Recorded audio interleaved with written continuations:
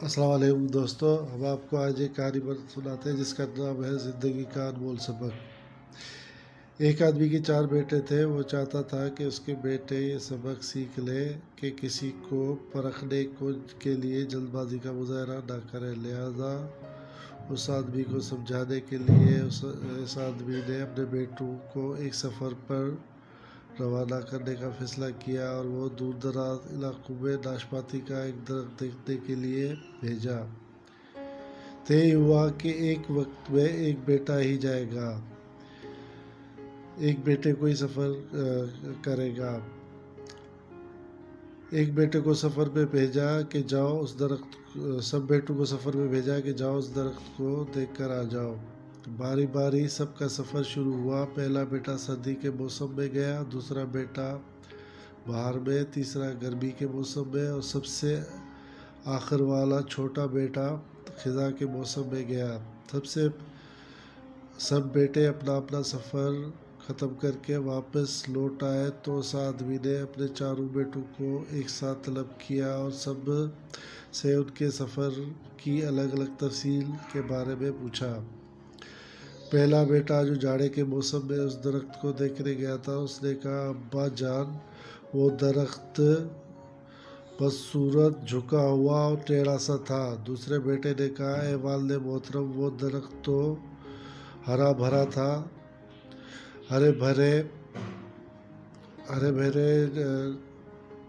ٹہنیوں سے بھرا ہوا تھا۔ تیسرے بیٹے نے ان دونوں بھائیوں سے اختلاف کیا کہ وہ درخت تو پھولوں سے بھرا ہوا تھا اور یہ کہ اس سے حسین منظر پہلے کبھی نہیں دیکھا تھا۔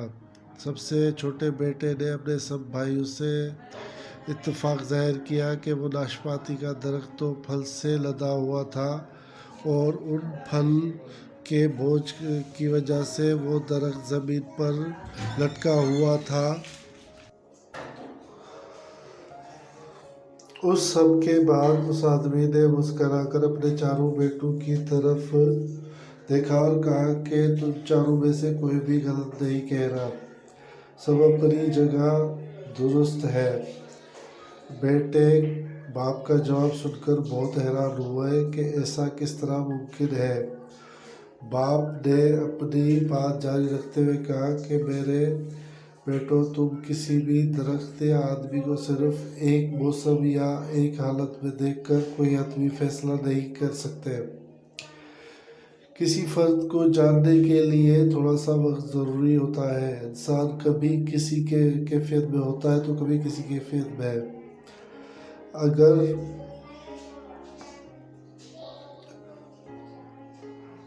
کبھی کسی کیفیت میں ہوتا ہے تو کبھی کسی کیفیت میں ہوتا ہے۔ اگر درخت کو تم نے جاڑے کے موسم میں بے رونق دیکھا تو اس کا یہ مطلب یہ نہیں کہ اس پر کبھی پھل نہیں آئے گا۔ اسی طرح اگر کسی آدمی کو تم فقیری کی حالت میں دیکھ رہے ہو تو اس کا مطلب یہ نہیں کہ وہ آدمی برا ہی ہوگا۔ میرے بیٹو کبھی بھی جلد بازی میں کوئی فیصلہ نہ کرو۔ کسی کو اس وقت سمجھایا یا پرکھا جا سکتا ہے جب یہ تمام موسم اس کے اوپر گزر جائے۔ اگر تم سردی کے موسم میں ہی اندازہ لگا کر نتیجہ اخذ کر لو گے تو گرمی کی ہریالی، بہار کی خوبصورتی اور بھرپور زندگی سے لطف اندوز ہونے سے رہ جاؤ گے۔